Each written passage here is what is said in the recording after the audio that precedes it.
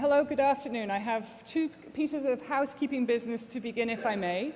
First request, please sure to turn off the beepers and the rings on your electronic gizmos. And second, a request that there be no photography during this afternoon's event. Thank you. Good afternoon. My name is Louise Cowan, and as the Warden of Hart House, it's my great honor to welcome you to today's event with esteemed Professor of Linguistics, prolific author, political theorist, and public intellectual, Dr. Noam Chomsky, who will speak to the state-corporate complex, a threat to freedom and survival. Before turning the floor over to Linda McQuaig, who will introduce our guest, I would like to tell you a little bit about Hart House and the Hart House Debates Committee, the student group co-hosting today's event with Science for Peace and the Near East Cultural Educational Foundation, and share with you in particular why we're so pleased to have the opportunity to host Professor Chomsky.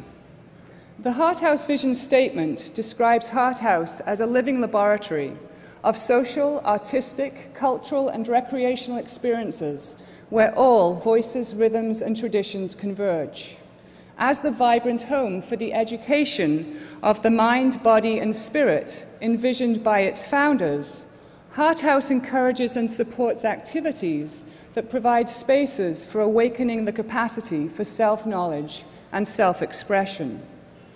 Hart House has always stood as the proud champion of education that extends beyond the lecture hall, and our vision statement expresses our commitment to offer richly diverse programming to provide students with entry points to find their voice, awaken their curiosity, challenge deeply held ideas, and negotiate emerging identities. Events such as today's lecture contribute to our goal and to the fabric of campus life by providing spaces for critical discourse and dissenting opinions, and for campus and community members to engage in vital conversations, thereby helping us all make meaning of the world around us. The Hart House Debates Committee, made up of students from across the university, focused their activities on creating opportunities for debate and dialogue on the important issues of the day.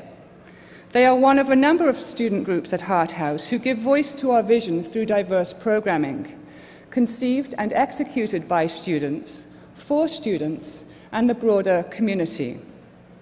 Over the past few years, the Debates Committee have hosted events on topics such as the limits of free speech, the criminalization of HIV status, gender testing in sports, Canada's role in Afghanistan, dealing with dictators, Sharia law in Ontario, as well as debates among political leaders at the provincial, the local, and the federal levels.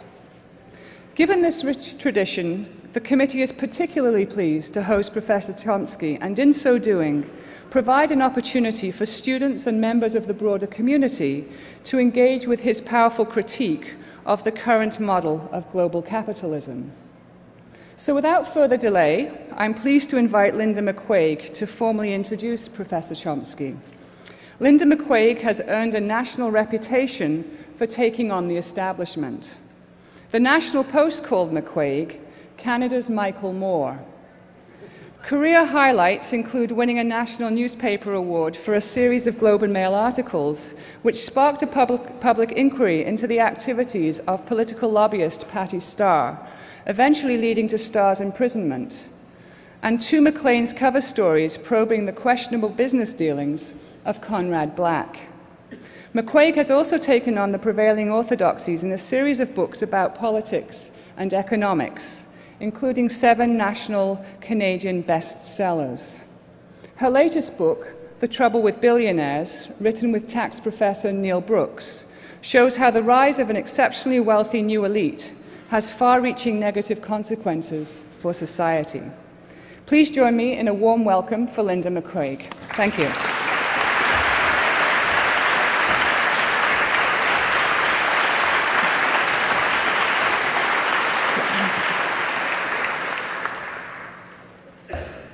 Thank you, Louise, for those very kind words, which I appreciate very much. And thank you for that warm welcome. I just want to say how absolutely thrilled and delighted I am to be here introducing someone who for so long has been an icon and legendary hero to me.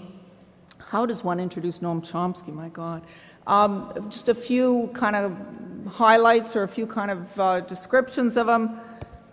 He's been described as arguably the most important intellectual alive today by the New York Times, perhaps the most widely read voice on foreign policy on the planet. You can see these are superlative types of comments. He's been cited more often than any other living scholar. In fact, he's the 8th most cited source of all time, including Plato and Aristotle, Galileo, Descartes. Oh, and here's one that I've been told to throw in. He holds an honorary doctorate from U of T.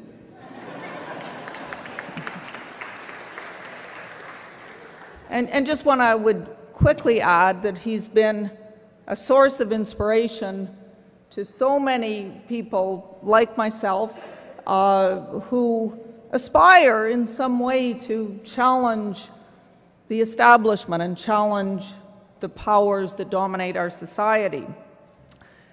And yet, despite this huge impact he's had, being the 8th most cited person in the history of the world, it's fascinating to note that he kind of remains outside the mainstream. We see a huge crowd here today and many, many more who've been turned away. And yet, interestingly, it isn't really a media circus. We don't really have thousands of media descending on us the way we would if presumably Aristotle or Descartes or somebody like that was here. And that's because, to a certain extent, I think the media treats Chomsky with suspicion and even with hostility. In fact, he was just telling me at lunch that the only American media that puts him on regularly is Fox News. I think that's probably more out of a kind of curiosity than any serious interest in his views. Professor Chomsky started out, of course, in the field of linguistics. As a young professor at the Massachusetts Institute of Technology, he kind of revolutionized the field of linguistics. He's described often as the father of modern linguistics, and he's received enormous public recognition for the breakthrough work he's done in linguistics and continues to do as a leading thinker in this field, perhaps the leading thinker.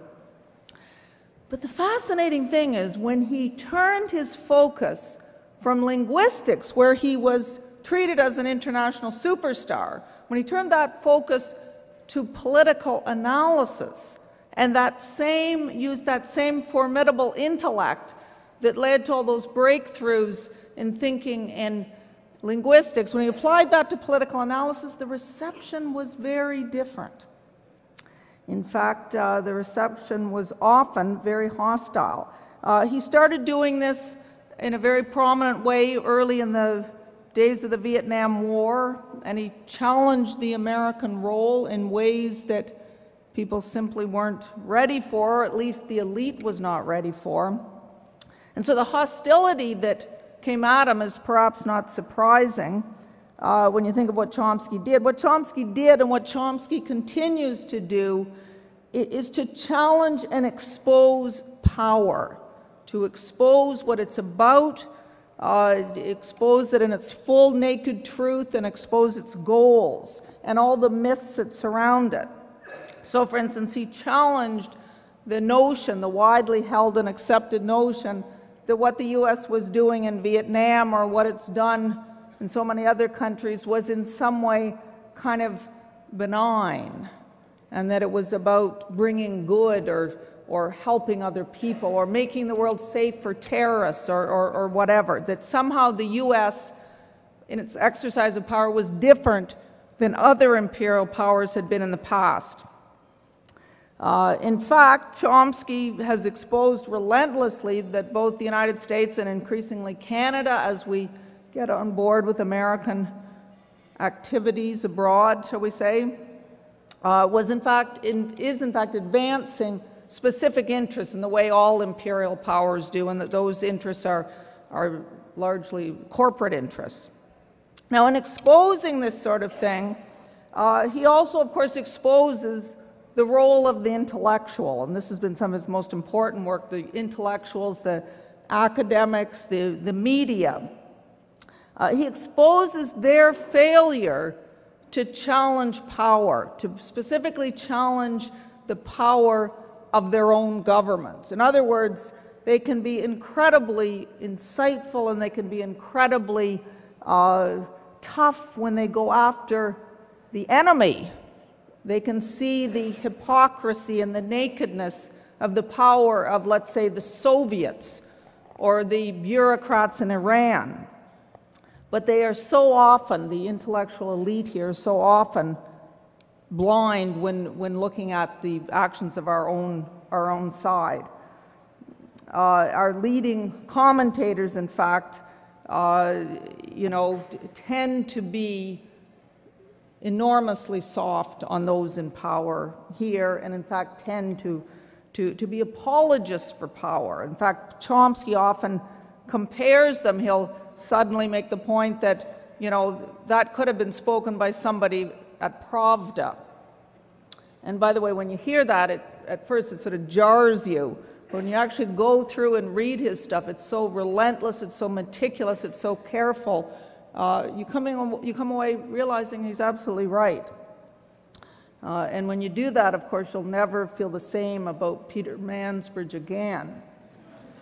And in doing this, of course, Chomsky's focusing on the abdication of responsibility on the part of intellectuals that on our side. When they see atrocities committed by our side in wars abroad, they talk about, well, things may have gone wrong, that shouldn't have happened, there was a little collateral damage. But in fact, what Chomsky so clearly shows is that this is part of systematic, ruthless exercise of power, advancing very specific interests of corporate power, and that it's done with an absolute, reckless, callous regard or indifference for people around the world. And in this way, by doing this, our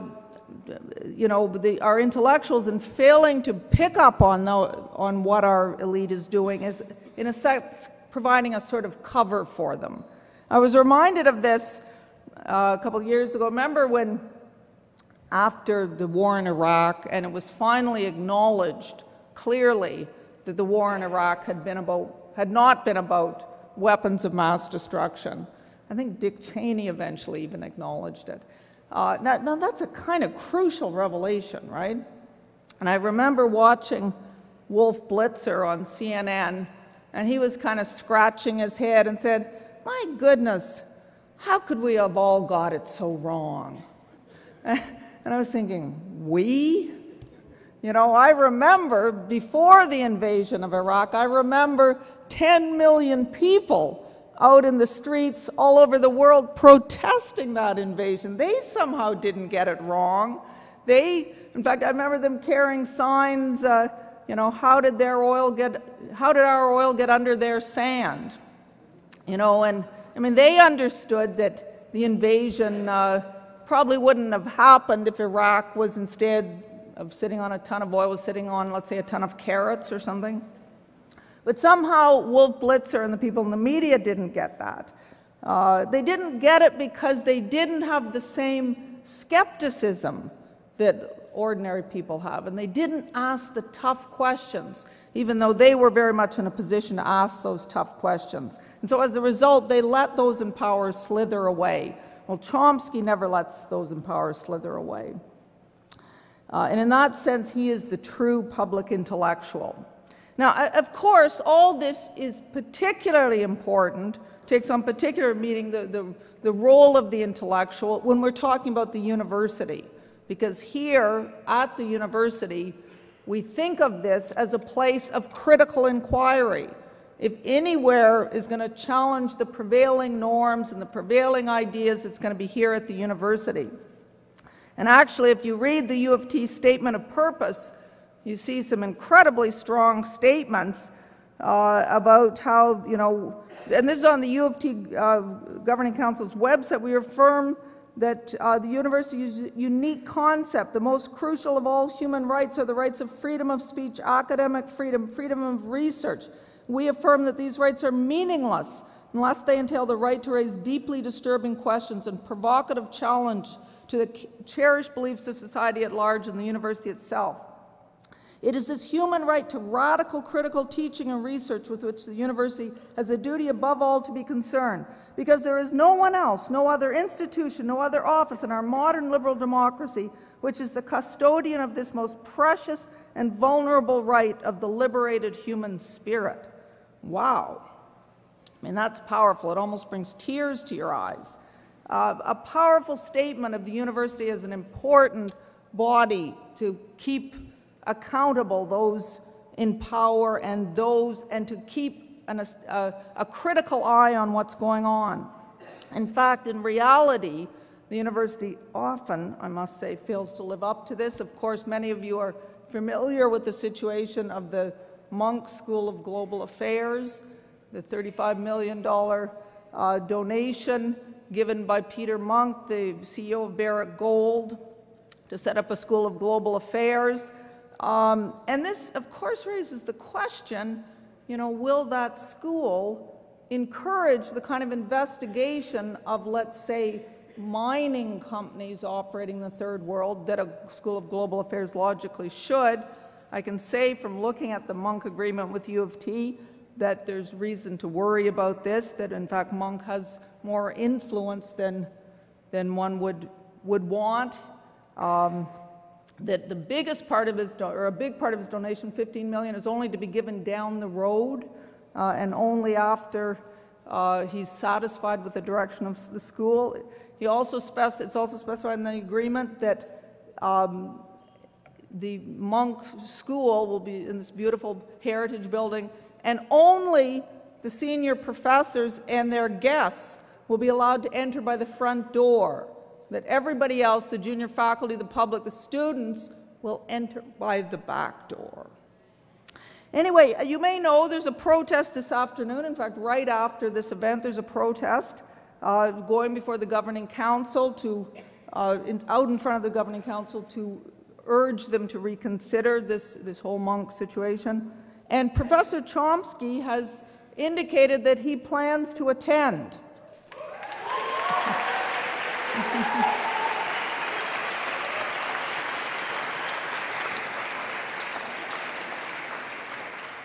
In fact, he's invited me to go along with him.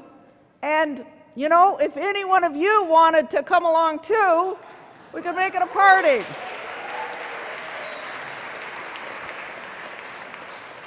And I just want to point out that we will be entering by the front door. Now, I dropped off Professor Chomsky last night at his hotel after his speech out at U of T Scarborough, and I was struck by the fact that I pulled up and a taxi driver started honking at me, and I thought, oh boy, parked in the wrong place or something. And the guy was really insistent, and it turned out it was just he was so excited. There was Noam Chomsky,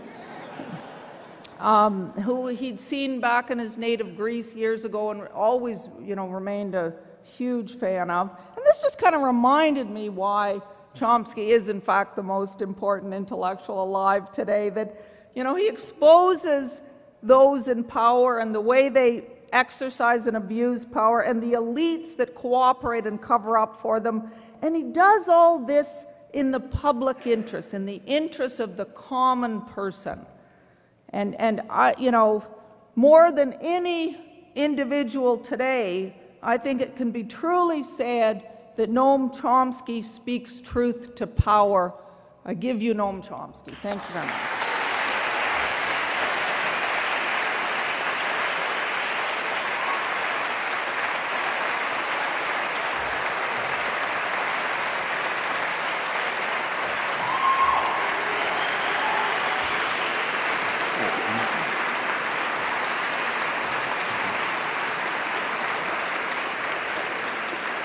Thanks. Well, I'm I'm going to talk mostly about the United States, in part because I know it better, but also in part because of its unique significance in the global system. That's been true dramatically since the Second World War. The character and extent of this uniqueness often isn't understood and would be easily worth a talk in itself, but I won't go into that. However, we constantly see that even in relatively small ways. So, for example, when a housing bubble in the United States burst a couple of years ago, that initiated a global economic crisis, which most of the world is still mired in. The worst outcomes were just averted by quite desperate measures. In another domain, when France and Britain wanted to bomb Libya a couple of weeks ago, they had to turn to a more reluctant Washington to do the heavy lifting and provide the vast bulk of the means of violence. The U.S. has a huge comparative advantage in that domain. Furthermore, although the United States, U.S. society and its political economy are unusual in some respects, it's not that different from elsewhere. And in fact, developments within the United States over the years have often foreshadowed what is going to happen pretty soon in other industrial societies of the state capitalist world. Well, that world, in fact the whole world, is of course always changing, but there are significant continuities, and they're worth bearing in mind. One continuity is that those who control the economic life of a country also tend to have overwhelming influence over state policy. And that should be a truism taught in elementary school. It was formed succinctly by Adam Smith in words that I've quoted before, but are important enough to repeat. He, speaking of Britain, of course, he wrote that the principal architects of policy are the owners of the society, in his day the merchants and manufacturers, the masters of mankind, as he called them, and they ensure that state policy serves their interest, however grievous the effect on others, including the domestic population, but primarily the victims of what he called their savage injustice abroad. And India was his prime example. That was early in the days of the destruction of India. Well, today the masters of mankind are multinational corporations and financial institutions, but the lesson still applies, and it helps explain why the state corporate complex is indeed a threat to freedom and, in fact, even survival. Well, by now there are important elaborations of Smith's truism applied to the modern world. The most significant and sophisticated version that I know is by political economist Thomas Ferguson, what he calls his investment theory of politics, which in brief and simplified essentially views U.S. elections as occasions in which coalitions of private investors coalesce to invest to control the state. It turns out to be a thesis of quite high predictive success over more than a century, as he shows. What it means, in effect, is that elections are pretty much bought and that the buyers expect to be rewarded. And that happens all the time. It was illustrated very clearly in the last U.S. presidential election in 2008. President Obama's victory traces largely to a huge influx of capital from the financial institutions, especially toward the end of the campaign. They preferred him to his opponent, McCain, and they expected to be rewarded.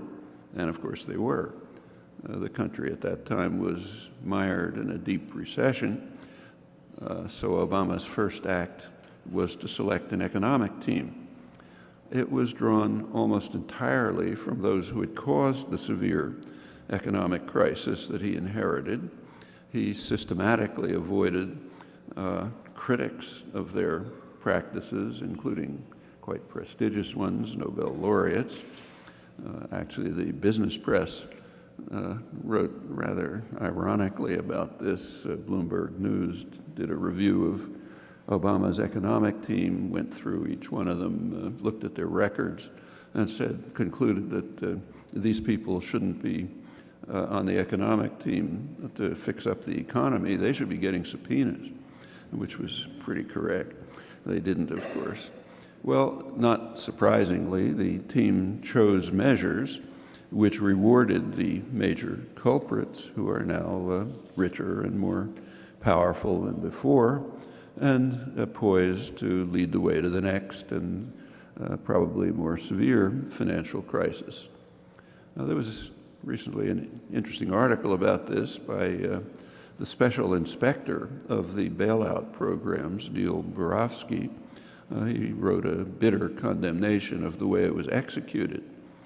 He points out that the legislative act that authorized the bailout was a bargain.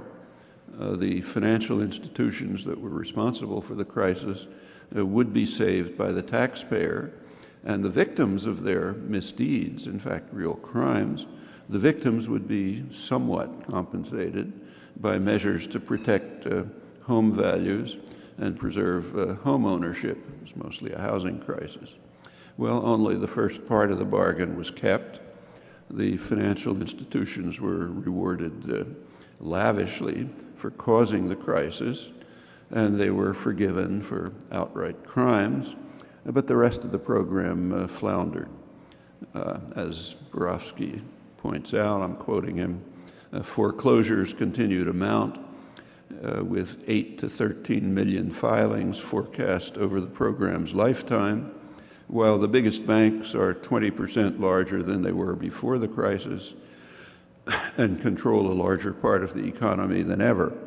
They reasonably assume that the government will rescue them again if necessary. Indeed, credit rating agencies incorporate future government market bailouts into their assessments of the largest bank. That means exaggerating market distortions that provide them with an unfair advantage over smaller institutions which continue to struggle.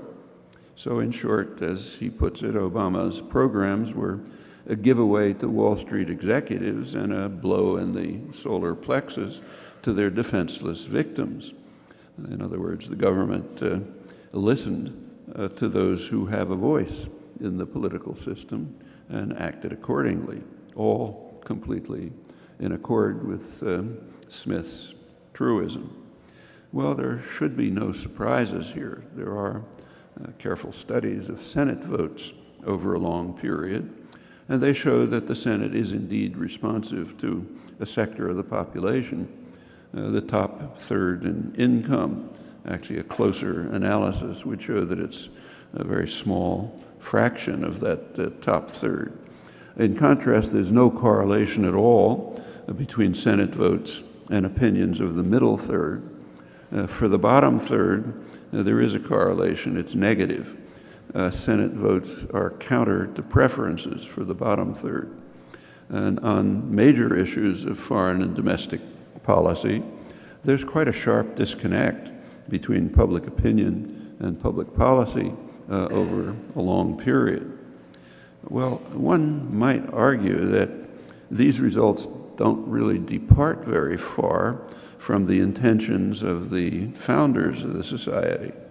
So James Madison, who was the main framer of the constitutional order, he explained to the Constitutional Convention that power should remain in the hands of the Senate. The Senate was not chosen directly by voters until about a century ago. in those days, the executive was pretty much an administrator, not an emperor. And the House, third part of the system, which is closer to the public, had much more limited authority. And that's the way, in fact, it was set up.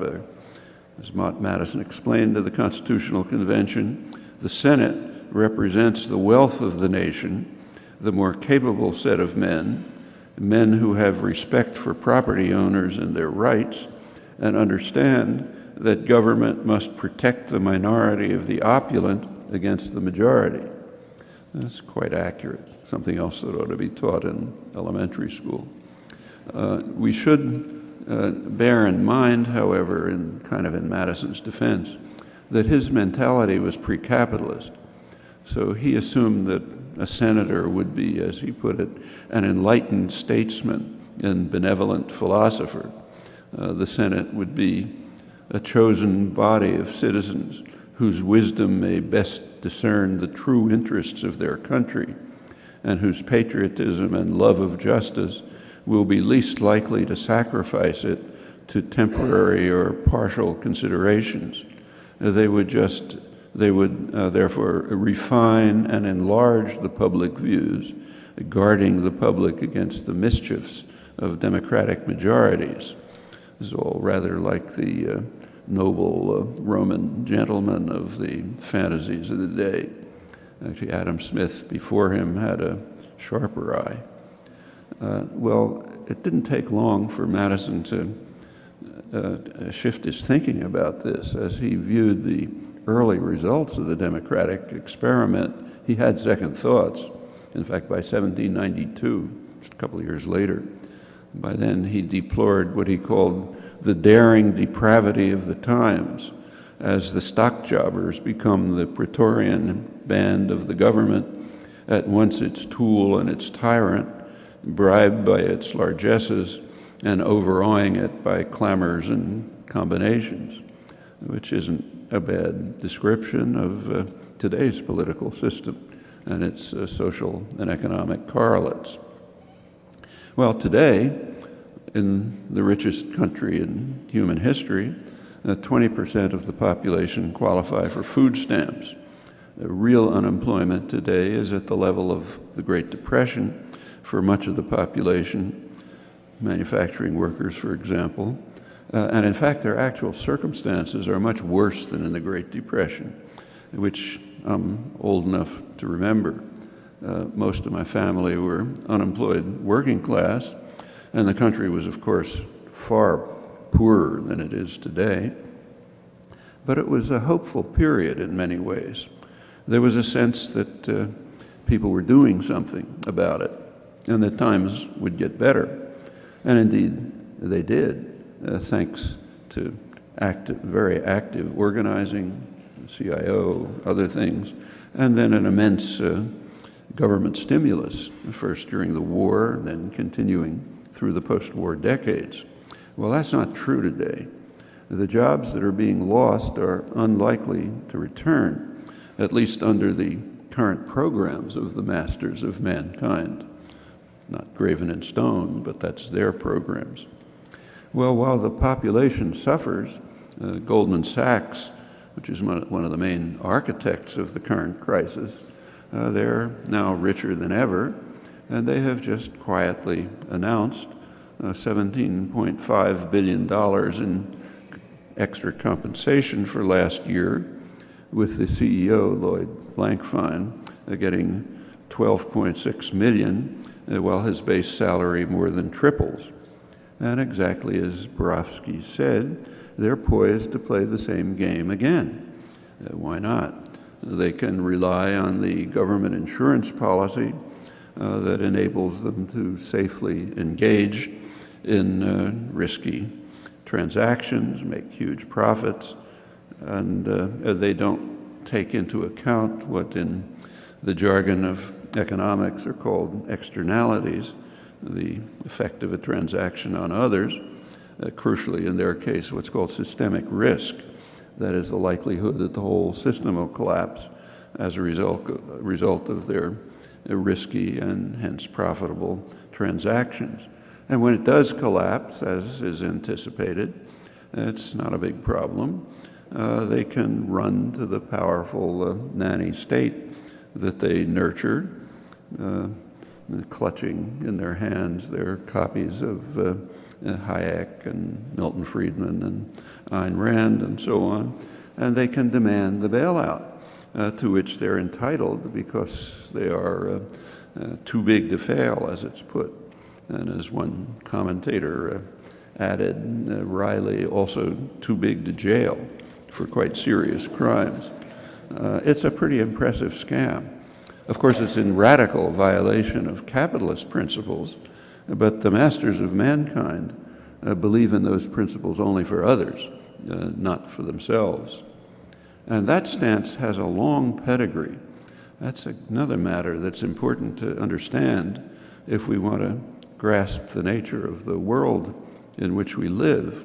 Actually, it lies in the background of a very revealing interaction that's taking place right now between two countries that are quite different in terms of independence and economic development, the United States and Egypt. The democracy uprisings in the Arab world, particularly in Egypt, these are events of truly historic importance, and they're very frightening to Western power for very simple reasons. The West is certainly going to do whatever it can to prevent authentic democracy in the Arab world. To see why, it's enough to take a look at the studies of Arab public opinion, which are certainly known to planners, even though not to the Western public, at least to those who keep to the media. What they show is that, for example, in Egypt, about 90% of the population think that the United States is the main threat that they face. Maybe 10% think Iran is a threat. Actually, about 80% think the region would be more secure if Iran had nuclear weapons. And those figures happen to be high in Egypt, but they're pretty much true across the Arab world. So it's obvious that the West is going to do whatever it can to prevent those opinions from entering into policy, which means to prevent any form of authentic democracy. These are extremely important events, and it's important to take a look at how they're developing. So the first, all of these have long histories, incidentally. So, for example, the Egyptian movement, you probably saw, was led by a group of young, tech-savvy people who called themselves the April 6th movement. Why April 6th? Well, that's a reference to a major labor action that was planned on April 6th, 2008 at one of the major industrial installations in Egypt, the Mahala textile installation. There was supposed to be a big strike, a lot of support activities. I was crushed by the military dictatorship that we were supporting. Forgotten here, who cares, but not forgotten there. And the same is true in the other countries. The things that have been, that have suddenly burst forth are not coming from nowhere. That's true of the first one too, which doesn't even get reported. The current wave of uprisings actually began in the last African colony, one of the two countries of the Arab world that was invaded, occupied, and settled by an outside power. That's Western Sahara, technically a UN dependency, supposed to move on to decolonization. It was invaded in 1975 by Morocco. Brutal invasion, like most, settled a lot of the Moroccan population there, illegally, of course. And there have been repeated protests. There was another one in November, last November, an effort to set up a tent city. Moroccan forces quickly crushed it. Since it's a UN responsibility, the issue did come to the Security Council, but France made sure that there would be no inquiry into what happened. It has to protect its Moroccan client. That was the first. The other occupied country, as you know, nothing. So far the lid has been on tightly. That's Palestine. Plenty to say about that, but I think most of you are familiar with it, or should be at least, not least from the very courageous and important work done right here by the late Jim Graff. Well, whatever is going to happen, it's not clear. All of this is still work in progress. But despite internal barriers and external constraints, these popular movements have achieved substantial success, and they have pretty exciting prospects. One of the most dramatic recent moments was last February 20th, when Kamal Abbas sent a message from Tahrir Square in Cairo to Wisconsin workers, saying, "We stand with you as you stood with us." Abbas is a leader of the years of struggle of Egyptian workers for elementary rights that lie in the background of today's Arab Spring. As I said, brutally crushed by the Western-backed dictator. He's also a leading figure in the current uprising. And Abbas's message of solidarity to Wisconsin workers evoked the traditional aspirations of the labor movement, solidarity among working people of the world and populations generally. Well, right now the trajectories in Cairo and Madison are intersecting, but they're headed in opposite directions. In Cairo, towards gaining elementary rights denied by the dictatorships. In Madison, towards defending rights that have been won in long and hard struggles and are now under severe attack.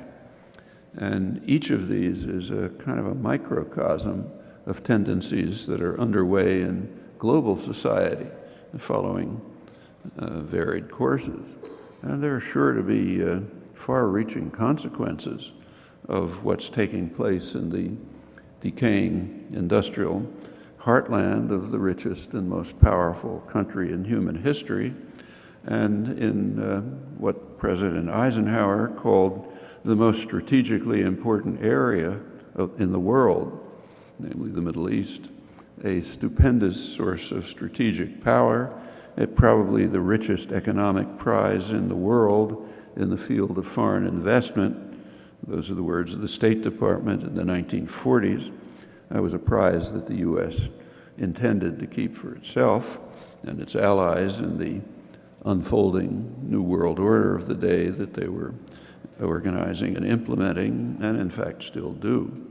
Well, it's normal for the victors to consign history to the trash can, and it's normal for the victims to take it seriously. And if we want to understand the world, we should follow their example.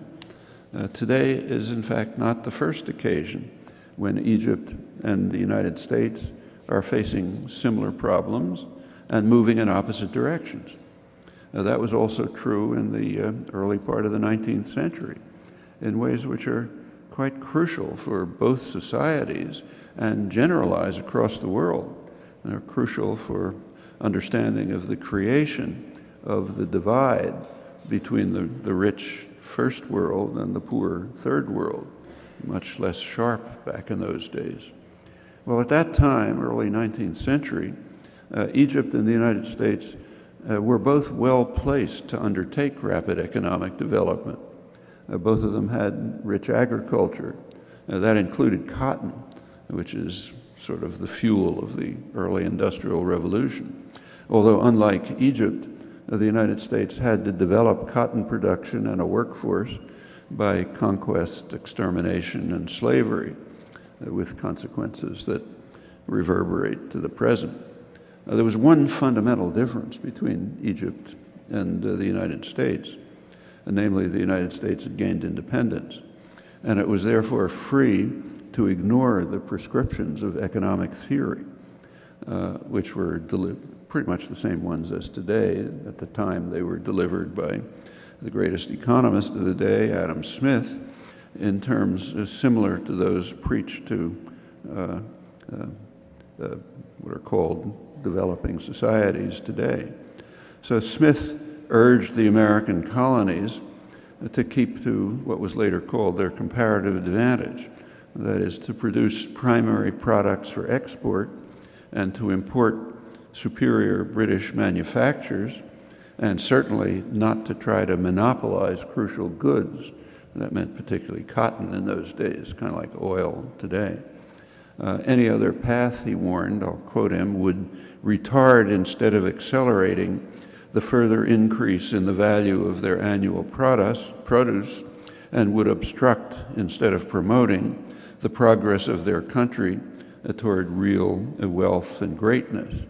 Approximately what you study in economic courses today and the advice given to the world by the IMF and the World Bank.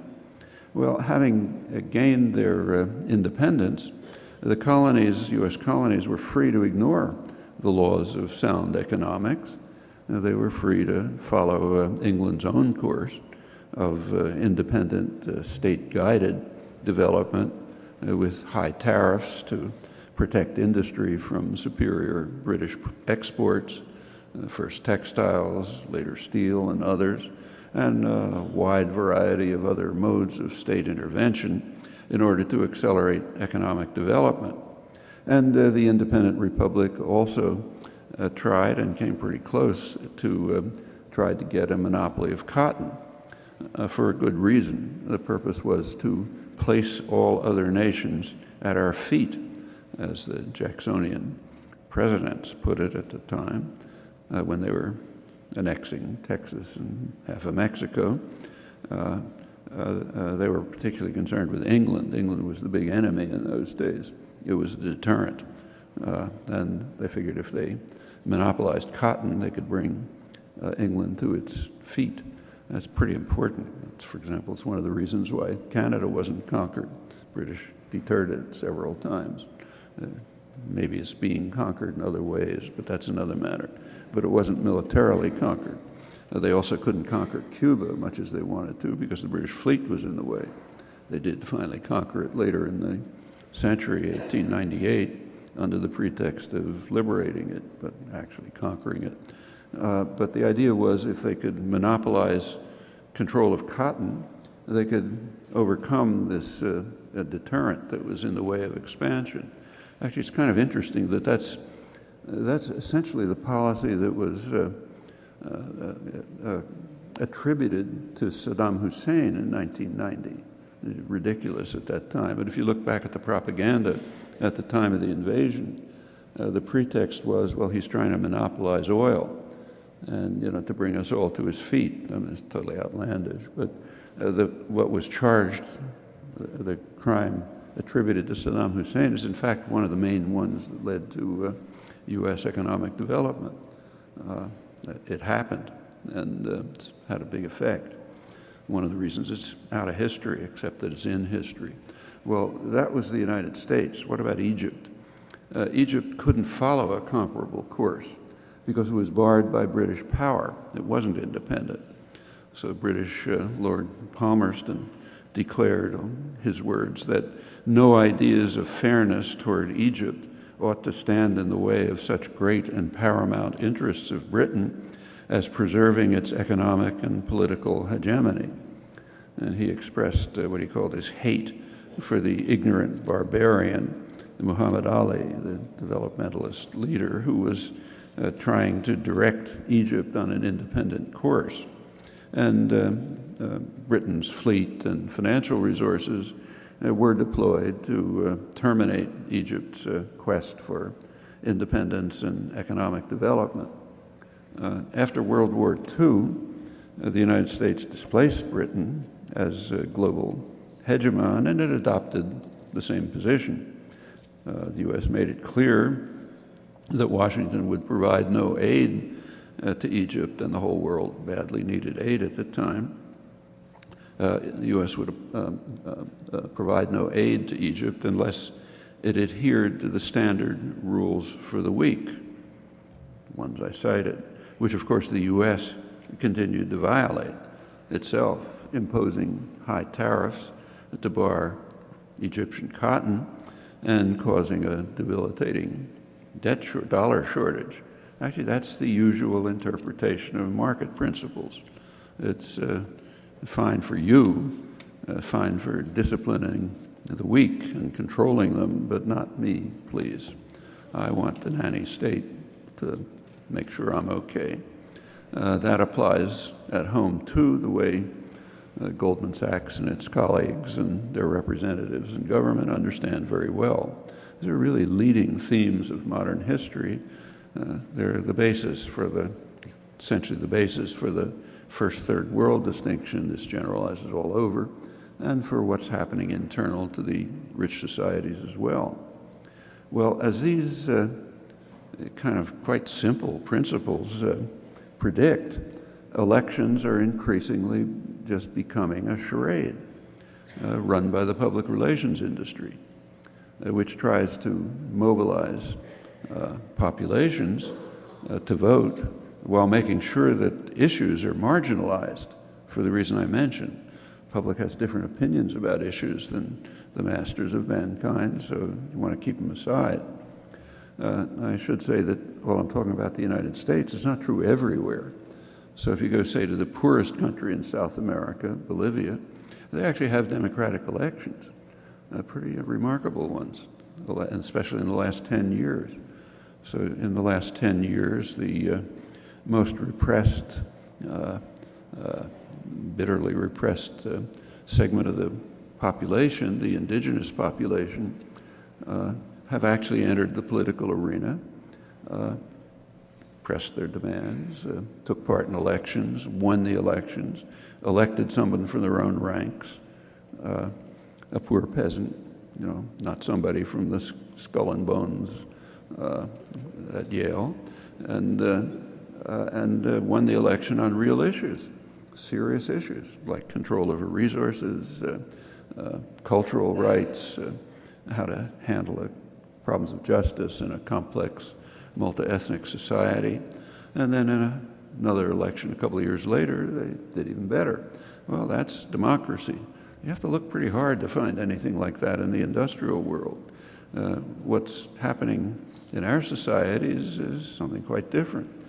The public relations industry, which essentially runs the elections, it's applying certain principles, namely the same principles. It's applying certain principles to undermine democracy, which are the same as the principles it applies to undermine markets. The last thing that business wants is markets in the sense of economic theory. Take a course in economics, they tell you a market is based on informed consumers making rational choices. Anyone who's ever looked at a TV ad knows that's not true. In fact, the industry, if we had a market system, an ad, say, for General Motors, would be a brief statement of the characteristics of the products for next year. That's not what you see. You see some, movie actress or a football hero or somebody, driving a car, up a mountain or something like that. But the point is to create, and that's true of all advertising. The goal is to undermine markets by creating uninformed consumers who will make irrational choices, and the business world spends huge efforts on that. And the same is true when the same industry, the PR industry, turns to undermining democracy. It wants to construct elections in which uninformed voters will make irrational choices. It's pretty reasonable, and it's so evident you can hardly miss it. And it's another one of those things that ought to be taught in elementary school. It's kind of embarrassing to talk about something so obvious to a university audience. Well, all of this is second nature to the masters of mankind. So, for example, after his 2008 victory, as perhaps you know, Obama immediately won an award from the advertising industry for the best marketing campaign of 2008. He beat out Apple computers. And if you look at the business press, where people talk more openly, executives were euphoric. They said they'd been marketing candidates like toothpaste ever since Reagan, but 2008 was the greatest achievement. They said it was so great it's going to change the style in corporate boardrooms.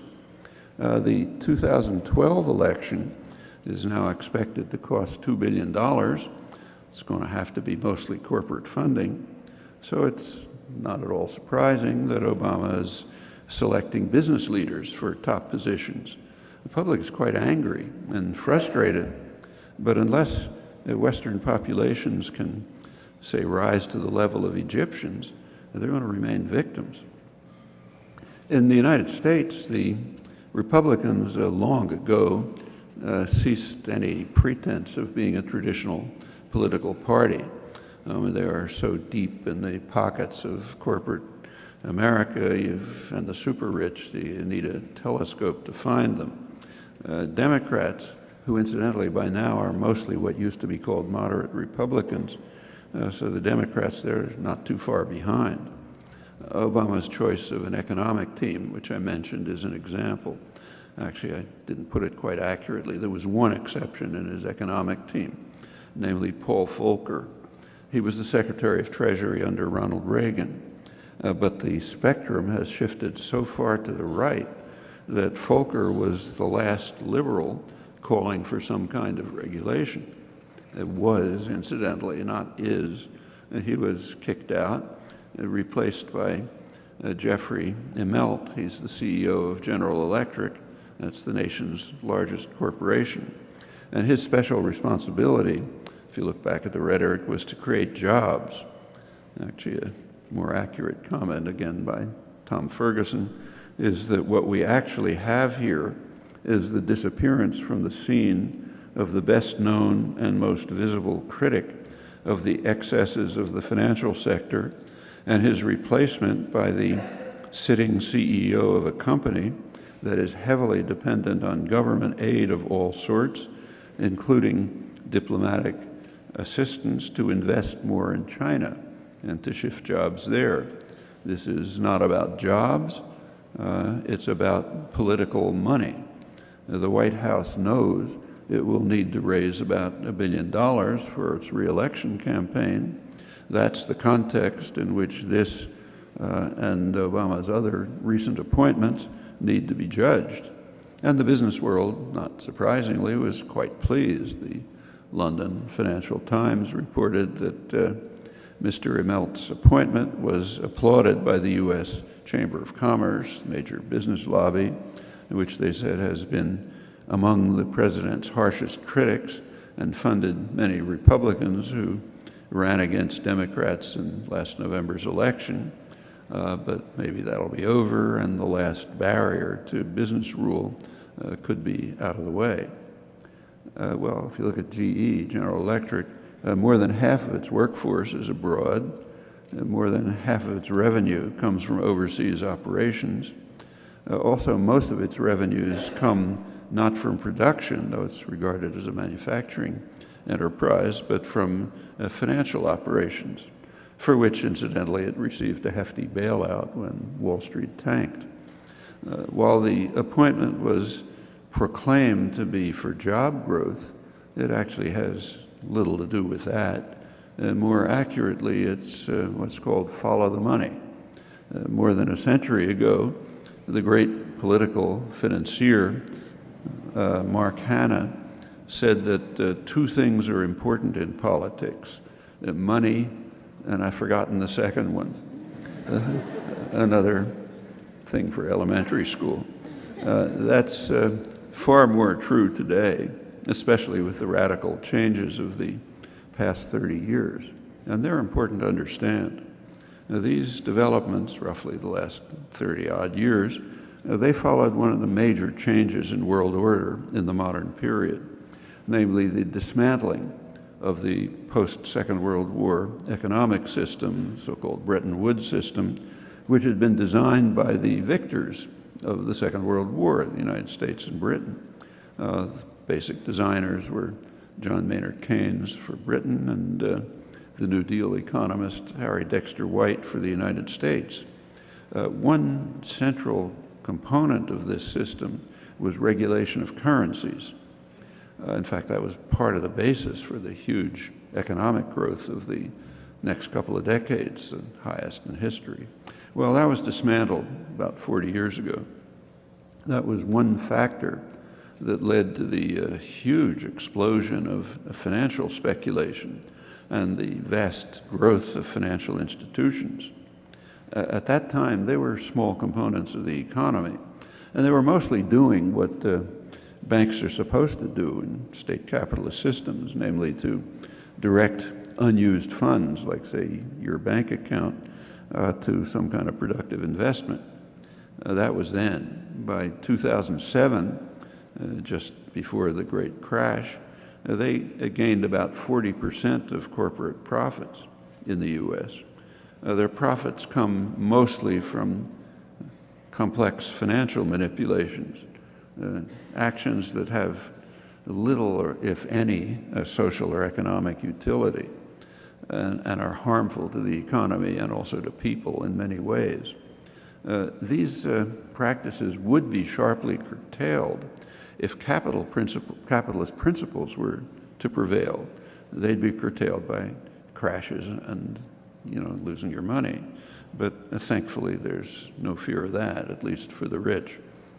Another factor in the financialization of the economy was that the rate of profit in production was declining. So it was easier to make money by financial manipulations, of course, always with the protection of the nanny state. Closely related development was the offshoring of production. That's within a global trade system that is very carefully designed to set working people in competition with one another worldwide, along with a very high level of protection for wealth and unprecedented rights for investors. That's the usual interpretation of market discipline again. Fine for you, but not for me, please. These developments set in motion a vicious cycle of concentration of wealth, and with it, concentration of political power, again, in accordance with Smith's maxim. For the past 30 years, state corporate policy has been very precisely designed to accelerate this cycle. So inequality, as you probably know, has soared to the highest levels in U.S. history, but less known is that this is actually misleading. The radical inequality results primarily from the extraordinary wealth of the top 1% of the population, actually more accurately, the top 1/10 of 1%. It's a group so small that it's missed by the U.S. Census, which vastly underestimates inequality for this reason. It's been studied by economists. Meanwhile, for the majority of the population, real incomes have pretty much stagnated. People are getting by with heavier workloads, much more, say, than in Europe or even Japan, debt, and asset inflation, like the last housing bubble. The minuscule category of victors, and it is extremely small, that's primarily CEOs, hedge fund managers, and the like, and they use their political power to enhance the process.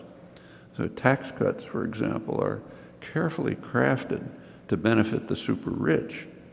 If you look back until around 1980, until Reagan, taxes were, in the United States, were somewhat redistributive. It's according to the analysis of the Internal Revenue Service, as in most countries. That's what they're supposed to be. Since then, with a couple of blips, that effect has declined, and if other factors are introduced, like, say, tax havens and other evasion options, they redistribute upwards. That's carefully designed. So take, say, the Bush tax cuts 10 years ago, which are a huge burden on the economy. They were designed very carefully. The they started the first year with a tax rebate to people, small rebate. So you get a couple $100s in the mail. You think, this is great, tax rebate.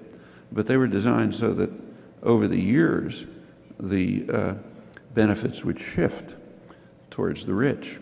And by the 10th year, when they were due to expire, more than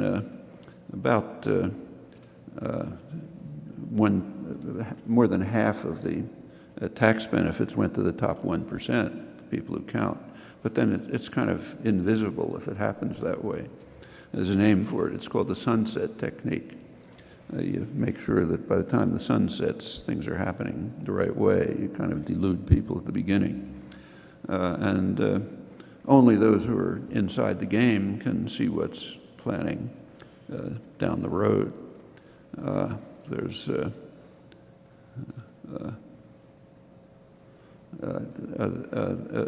These are perfectly normal kind of policies for the people who are called conservatives, who now want to make it permanent.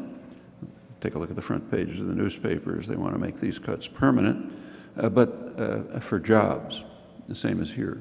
The reason we have to give a huge amount of money to the top 1% of the population, or a fraction of that, which spends it on whatever they feel like, is for jobs. Actually, there's an interesting change that's taken place in the English language in this respect. There is a word which has become obscene, so since there may be children in the audience, I can't say it, but I'll spell it. Profits. You're not allowed to say that. In fact, it has a pronunciation. It's called jobs. And that's kind of by now like routine. And that's what this is about. The same here. Well, all of this is. In fact, these kinds of things, that was the Bush tax cuts, but the same thing's happening right at this moment. Like the lame duck session of Congress, that means, the session after the November election, before the next Congress takes office. Obama was greatly praised for his achievements during the lame duck session, statesman-like display of bipartisanship and so on, praised by his own supporters, in fact. Well, there were some achievements. The main achievement was a tax break for the super rich. And I mean super rich, like I'm pretty well off, but I'm below the cutoff for that one. It was super rich tax cut. Of course, that increased the deficit, which is supposed to be the big thing we're worried about. Carrying that off required some pretty impressive footwork, but it was done. Also, at the same time, there was a tax increase for federal workers, but it wasn't called that because you're not supposed to talk about tax increases. It was called a freeze. Think for 5 minutes, a freeze for maybe 5 seconds. A freeze for public sector workers is identical to a tax increase for them. So this is a tax increase for public sector workers disguised as a freeze. There was also a payroll tax decrease for Social Security. The Social Security is paid by working people, doesn't contribute anything to the deficit, contrary to what you read. Workers pay for it. And there was a decrease in that payment, which kind of sounds good. People need the money. But again, it was a Trojan horse. Take a look at the way it was designed. It was the sunset technique again. The freeze was carefully designed so that it ends right before the presidential election. Now, political figures understand perfectly well that with an election coming up, nobody's going to say, let's raise the payroll tax. So that essentially makes it permanent, which is a way to defund Social Security. Social Security is actually in pretty good shape, despite what everybody screams about. But if you can defund it, it won't be in good shape. And there is a standard technique of privatization, namely defund what you want to privatize. Like when Thatcher wanted to privatize the railroads, first thing to do is defund them. Then they don't work, and people get angry, and they want to change. And you say, okay, privatize them, and then they get worse, you know. And in that case, the government had to step in and rescue it. But that's the standard technique of privatization. Defund, make sure things don't work. People get angry, hand it over to private capital. Well, that's the Social Security scam. If they can succeed in defunding it, been trying for decades, it's too popular to do much about, and very efficient, incidentally, minuscule administrative costs, you know, nothing like the outlandish privatized healthcare system. So it's kind of hard to get rid of, but if you can defund it, it might work out. That's the point of this decision in the lame duck session. And that's kind of important. Social Security, first of all, if it can be privatized, it's a huge bonanza for investors. There's a ton of money in the Social Security system. It's kept in a trust fund or invested in government bonds and goes back to working people.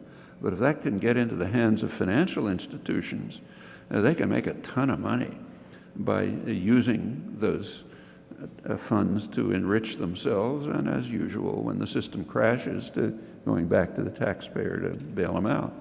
So it's a great technique. Also, Social Security really has defects. Like it's of no use whatsoever to wealthy people. I mean, they may get it, but they're not going to notice it. It's a toothpick on a mountain, so who cares? But for a large part of the population, it's their means of survival. That's particularly true right now. People had a tremendous amount of their fake wealth, which they believed in housing. It was all a fake bubble, but they believed in it. It's what was used for borrowing, for education, for anything. That's gone. $8 trillion of it are gone. Those people are going to be surviving on Social Security, but that's of no significance to the wealthy, of course. There's a kind of a deeper point. Social Security is based on the principle that Kamal Abbas was talking about, namely solidarity, social solidarity. Social Security is based on the idea that you're supposed to care what happens to people who are in need. So like if there's a disabled widow across town and she doesn't have food to eat, you're supposed to care about it. That's what Social Security is. And that's a bad idea. You're supposed to look after yourself, not care about other people. The Social Security is dangerous. It kind of undermines preferred doctrines, and it can even lead to action, which could change the way the world works. So we don't want that. In fact, there's a large-scale attack on public education. It's based on the same principles. If you can privatize, and the same techniques are being used.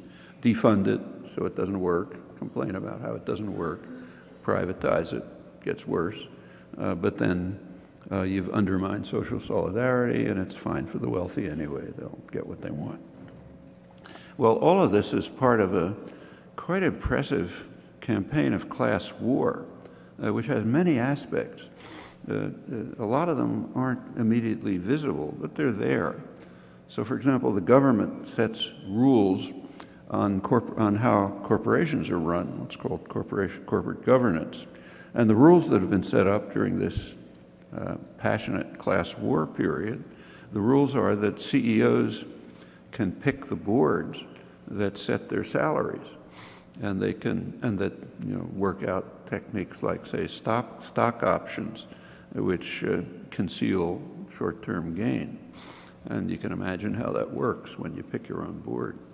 Well, there have been efforts to try to get this to be more transparent, but they were beaten back by Congress. Same is true of deregulation. During the period when New Deal regulations were maintained, there were no financial crises. System went along smoothly. Since Reagan, there have been regular financial crises, each one worse than the preceding one, but the rich and powerful make out fine for the reasons I mentioned. Public pays, rich benefit. Well, all of this is a kind of a new stage of state capitalism. Loyalty to firms is less and less necessary when the goal of management is short-term profits. which of course comes mostly from financial manipulations.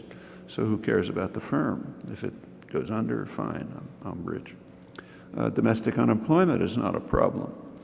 So there's no need for a domestic workforce when Mexico and China and Vietnam and other sources of cheap and brutally exploited labor can be used as assembly plants, and they are assembly plants, China as well.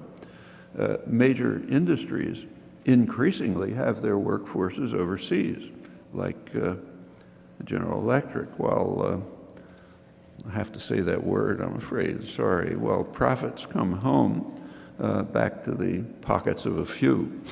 So take IBM, it's quite an interesting example. The business press recently ran a big article about them and said that correctly that IBM may strike many people as the quintessential American company, but over 70% of its workforce was outside the United States at the end of 2008.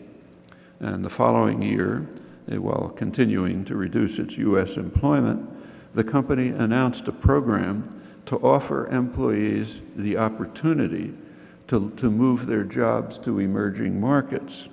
In other words, you have the opportunity to move to India, say, where you can live at a much lower standard of living. Nice opportunity, but that increases what's called the efficiency of the company, and it provides wealth for the masters. Now, if employees don't take this opportunity that is so benignly offered to them, they have options. They can join the people standing in line for food stamps. But IBM's a benevolent company, the article points out. They're offering to foot some of the relocation costs, so they're really nice guys.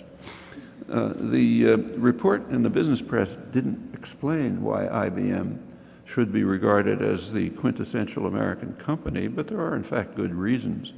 One is that IBM relied on the taxpayer for its wealth. That's how it learned to forget about earlier things like helping out Nazi Germany. But just in the recent period, it learned to shift from punch cards to computers, modern computers. It learned it at Pentagon-funded labs like MIT, where I work, for example.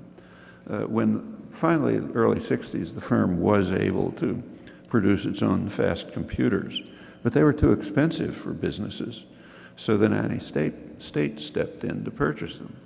Now, in general, a procurement by the state is a major device of taxpayer subsidy. Well, many years later, actually decades later, IBM was finally able to make profits in the market and was also able to spin off wildly successful enterprises like Microsoft and others, which also benefited amply from public subsidy. So indeed, it's true, it is the quintessential American company, and management is following sound economic principles in shifting employment abroad. What happens to the country is not their business. Well, it's worth noting that this really is new. Not very long ago, the long-term future of the firm was an important consideration for management, less and less so under modern forms of state capitalism. And rather interestingly, these issues were foreseen by the great founders of modern economics. Adam Smith, for example, he recognized and discussed what would happen to Britain if the masters adhered to the rules of sound economics, what's now called neoliberalism. He warned that if British manufacturers, merchants, and investors turned abroad, they might profit, but England would suffer. However, he felt that it wouldn't happen because these people the masters would be guided by a home bias. So as if by an invisible hand, England would be spared the ravages of economic rationality. Now that passage is pretty hard to miss. It's the only occurrence of the famous phrase, invisible hand, in Wealth of Nations, namely in a critique of what we call neoliberalism. The other leading founder of modern economics, David Ricardo, he drew similar conclusions. He hoped that home bias would lead, I'm quoting him now, would lead men of property to be satisfied with the low rate of profits in their own country rather than seek a more advantageous employment for their wealth in foreign nations. And he said these are feelings that I would be sorry to see weakened. Well, their predictions aside, the instincts of the classical economists were quite sound. Well, I mentioned before one well-known market inefficiency, effect of the market inefficiency of dismissing externalities, that is, the effect of a transaction on others. In the case of financial institutions, the externality that's dismissed is systemic risk, the risk that the whole system will crash as a result of some failed transaction. You don't take that into account when you make a transaction. Well, in that case, the taxpayer can come to the rescue, and it makes sure, then that way you can make sure that those who profit from risky transactions will be saved. But that's not always an option, and the consequences can be severe. In fact, perhaps awesomely severe. So nobody's going to come to the rescue if the environment is destroyed. And that it must be destroyed is close to an institutional imperative under contemporary state capitalism. Just think it through. Business leaders right now are conducting massive propaganda campaigns to convince the population that anthropogenic global warming, global warming because of human interference, is a liberal hoax. And they're succeeding. Like in the United States, probably 2/3 of the population believes this by now. Well, the CEOs who are running these campaigns, they understand what all of us understand. They understand that the threat is very real, very grave, that it'll destroy everything they own, it'll wreck the lives of their grandchildren. They know all of that. But they don't, as CEOs of a corporation, in that institutional role, they have no choice. They can pull out, of course. But if they stay there, they have to maximize short-term gain and market share. Actually, that's a legal requirement under Anglo-American law. If they don't do it, they'll be out and somebody else will come in who does do it. So it's an institutional property, not an individual one. And it does set off a vicious cycle, and one that could be lethal. And to see how imminent the danger is, just have a look at the new Congress in the United States, the one that was propelled into power by large-scale business funding and propaganda. Almost everyone there is a climate change denier, and they've already been acting on those assumptions. They've been cutting the limited expenditures there are for dealing with environmental problems.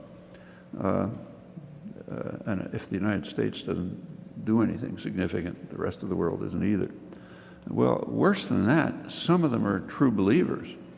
So, for example, the new head of one of these committees on the environment, he explained that global warming can't be a problem because God promised Noah that there wouldn't be another flood. Takes care of that.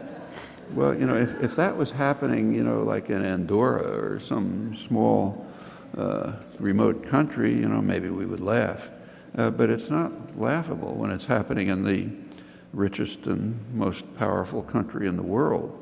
And before we laugh, we might bear in mind that the current economic crisis is traceable in no small measure to the fanatic faith in such dogmas as the efficient market hypothesis, and in general to what Nobel laureate Joseph Stiglitz 15 years ago called the religion that markets know best. The religion made it unnecessary for economists and the Federal Reserve to notice that there was an $8 trillion housing bubble that had no basis at all in economic fundamentals, It was way off historical trends, and that devastated the economy when it burst. No need to look at it because we have the religion. Markets know best, so forget it. Well, all of this and that religion is resuscitated despite what happened. All of this and much more can proceed as long as the general population is passive, apathetic, devoted to consumerism, or maybe hatred of the vulnerable. As long as that's true, the powerful can do as they please, and those who survive will be left to contemplate the ruins. Thanks.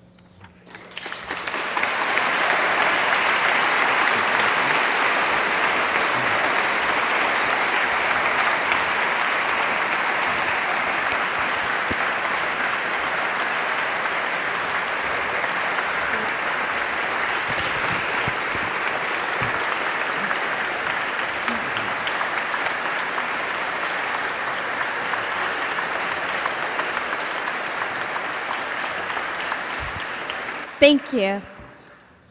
Now, my name is Sabra Sevi, and I'll be the moderator for the Q&A session that's about to follow. So what we'll do is we'll take questions from the floor in the Great Hall and the 2 overflow rooms as well. If you have questions, we have 2 volunteers. I'd like for you to kind of line up to my left or my right, well, left and right, and the volunteers will have the microphones. They will give it to you. You have about half a minute to ask your questions. I ask that you keep your questions to half a minute because there's so many people and we'd like to get through as many people as we possibly can. So I'll recognize you and then you can ask your question and Professor Chomsky will respond to it. I'll repeat it. Okay. We'll start there. Good afternoon, Professor. My name's Aisha Imtiaz, and my question is actually in regards to the ambiguity that's surrounding the Goldstone report, in specific the retraction that has recently been documented.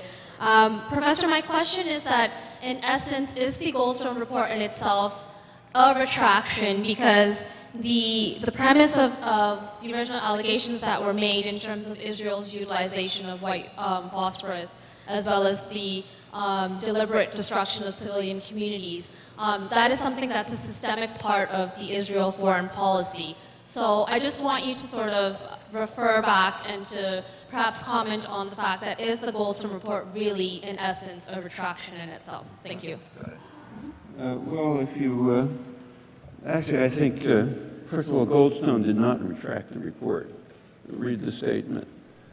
He, in fact, didn't mention anything, practically mentioned nothing that was in the report. That was pointed out right away by Human Rights Watch and others. He said he had changed, if he knew now what he'd known then, he said he would have written it differently. And then he talked about what he knows now. What he knows now turned out to be that Israel's conducting investigations. In fact, as Human Rights Watch pointed out, the investigations are totally meaningless. Nothing has come out of any of the investigations. One person, one soldier, was charged with, I think, stealing a credit card or something, and that's the result so far of the investigations. Well, it's not unique to Israel. That's what happens when countries investigate themselves. That's why nobody pays any attention. So like if Iran conducted an investigation of Iranian policy, we wouldn't even laugh. But Goldstone, for whatever his reasons may be, decided that that was important. That's it. Other than that, the allegations are exactly as they were. I should say, you may not notice, if you look at what I've written about this, I've never mentioned the Goldstone report, except for a few critical phrases, pointing out that it was a gift to the United States and Israel. Remember, that was a joint attack. It's the U.S. and Israel. We're not supposed to say that, but it was a joint military attack, and Goldstone gave him a gift. He wrote the mandate so as to exclude the only crucial issue. Did they have a right to attack? That's the crucial issue when some act of violence takes place. Well, he wrote the mandate to exclude that, and he explained why. He said, yeah, he thinks they had a right to attack. Well, okay, after you concede that, you're left with footnotes. like what can we discover long after the event about the nature of the attack. That's always, jus in bello, it's always going to be indefinite. You know, who knows if there was some guy with a gun hiding behind the door and so on and so forth. I mean, even with that limitation, it's pretty damning. But the crucial issue was out, and it's worth looking at that crucial issue because they certainly did not have a right to attack. If they had fired a single pistol, single shot, it would have been a crime. And the reason is very simple. The discussion, you know, by Goldstone and the press and so on, it points out that a country has a right of self-defense, which is perfectly true and totally irrelevant. The question was, does it have a right of self-defense by force? That's a totally different question. Sure, everyone has the right of self-defense. So Russia had the right of self-defense against Afghanistan, and there was Afghan terror in the Soviet Union. But did it have the right to invade? That's the question, and the same question here. And the answer to that question is very straightforward. You do not have a right to use force unless you've exhausted peaceful means. That's both in law and in common morality, you know, whether it's family or international affairs. Were there peaceful means? Yeah, there certainly were. For example, Israel could have agreed to renew the ceasefire, which it broke. There was a ceasefire in place. Israel broke it November 4th by invading Gaza. During the ceasefire, as Israel officially concedes, there wasn't a single Hamas rocket. Well, there were offers to renew the ceasefire. Israel considered them, decided to ignore them, choosing instead to invade. And again, that's the U.S.-Israel. That's a crime. That's the major crime. That's the reason why, at least personally, I never even cited the Goldstone report, except as in this the way I mentioned. There's plenty of serious allegations in it, but they're missing the main point. It's like, say, discussing Russian crimes in Afghanistan while not asking, did they have a right to invade? Well, you know, once you give that away, it's kind of footnotes. Okay, so we'll take another question on that side, and then we'll move over.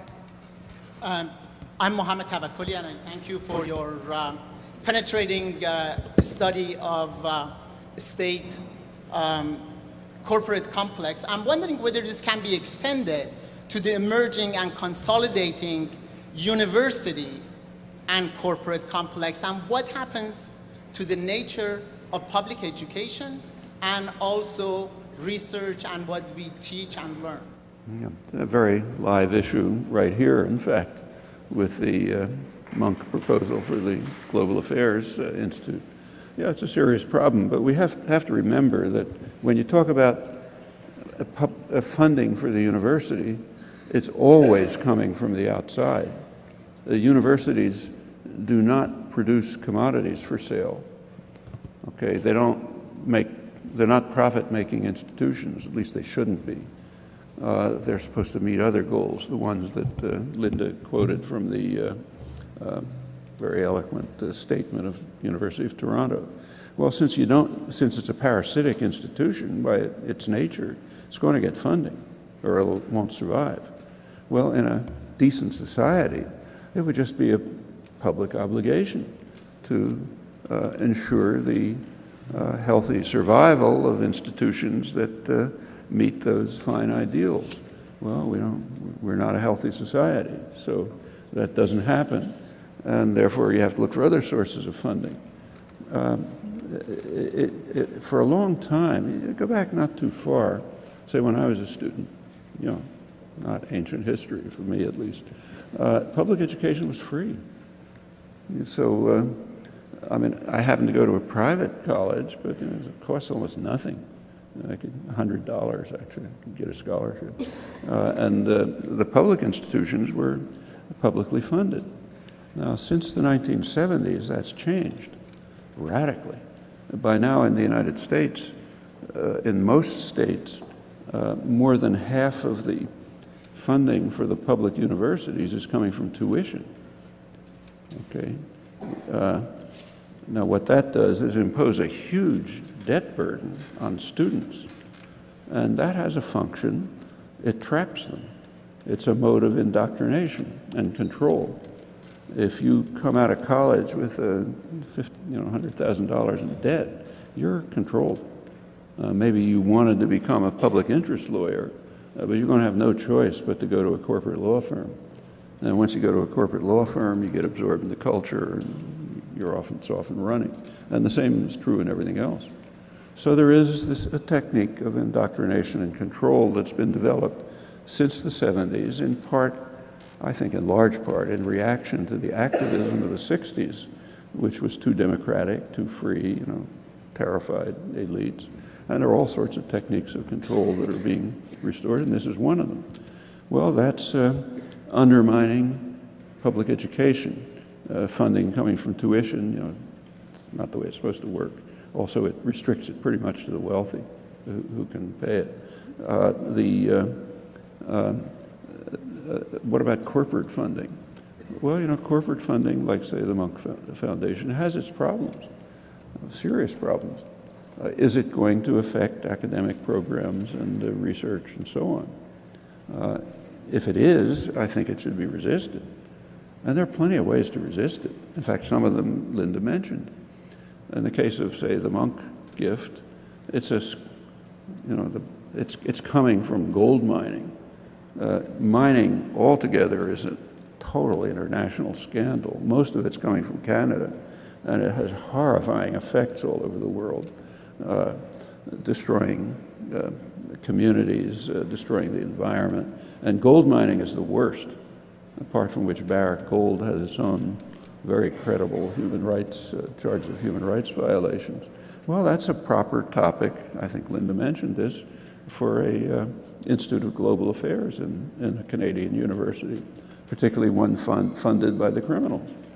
A proper topic is what are they doing, And that's not just academic. The people who are being harmed by these practices have no voice. But people here have a voice and can help protect them. And people do. There are solidarity groups. My daughter, for example, works in one that work on these issues. I've been involved too. Well, a university program is a perfect place for that. And this would be a fine place to do it. It's not outlandish. I talked about this a little bit yesterday, but just in my own institution. I happen to be for a long time, was a Pentagon-funded university, almost totally funded by the Pentagon. It was also the center of anti-war resistance.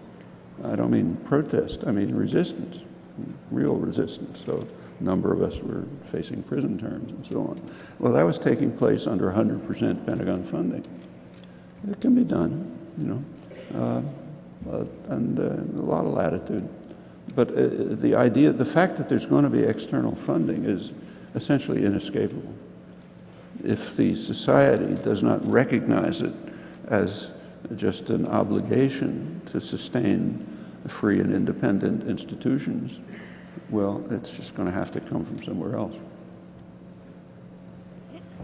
All right, so we'll take 2 questions to my left, and then we'll look into the overflow rooms.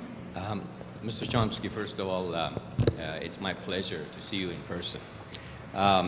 As you know, some South American countries like Bolivia, Venezuela, and Ecuador are moving towards a more democratic and just society, and that alone creates enemies. Powerful corporations and countries related to them try to discredit them. In turn, they try to have alliances with different countries and progressive people in the world.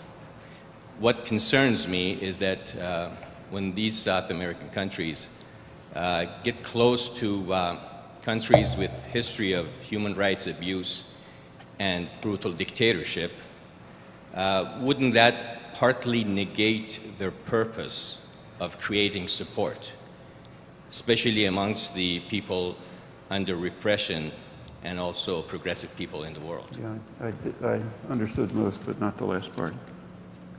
Did you? Could you repeat the last part? What I mean is that when they get close to countries. When who gets close? The South American countries, yeah. like Venezuela, yeah. Bolivia. when they get close to countries that have history of human rights abuse Yeah. and also brutal dictatorship. What do you mean get close to? Politically, economically, politically. So like if Venezuela gets close to Iran, for Exactly. example? Yeah. Then, Okay. So wouldn't that negate the fact that the people that are in those countries under repression, they wouldn't be able to support the countries that so people in Iran would not Exactly. support Chavez, let's Exactly. say. Exactly. Yeah, I suppose so. But what am I supposed to do about that? I meant what is your opinion in regards to this kind of a, Should problem? let's take, say, Brazil. Chavez is everybody's whipping boy, so let's put that aside.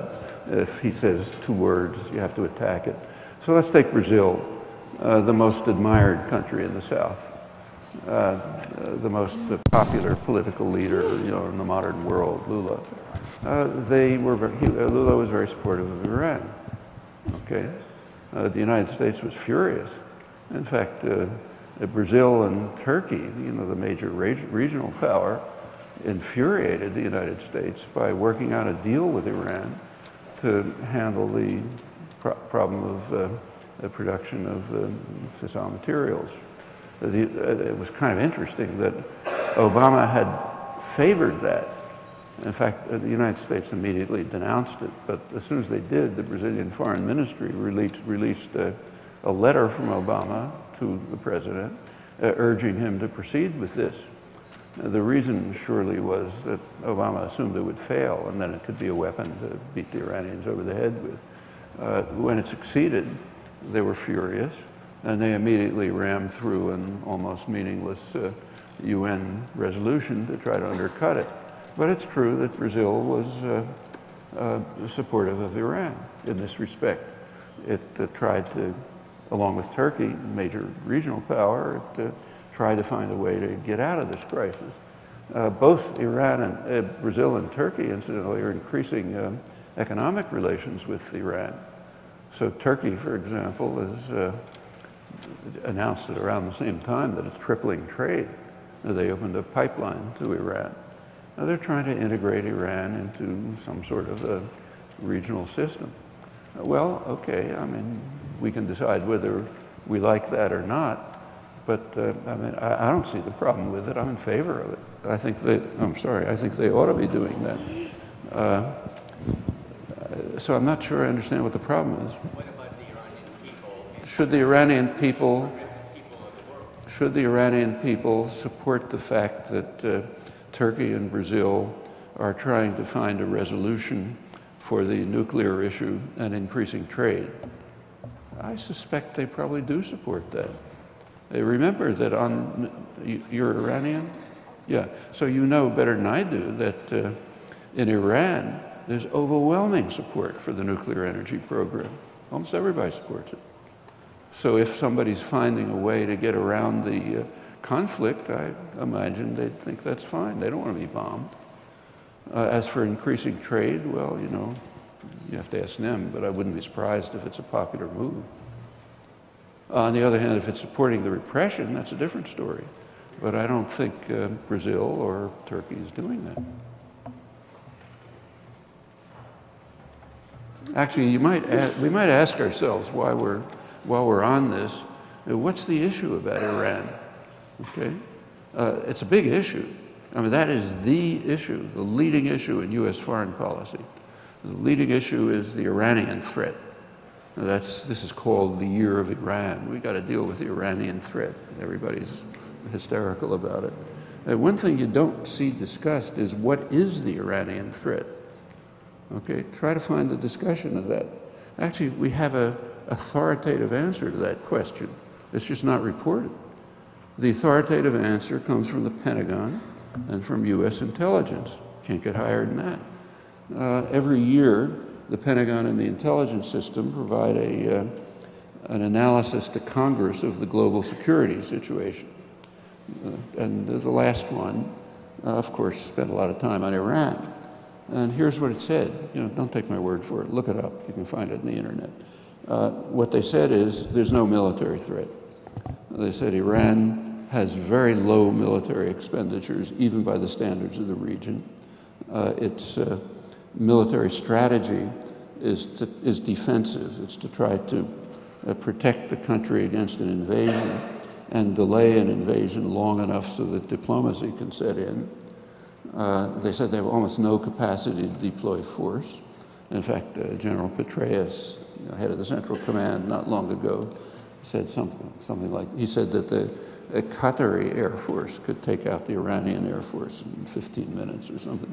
But so they're not, and they said if they're developing nuclear weapons, which they don't know, it would be part of their deterrent strategy.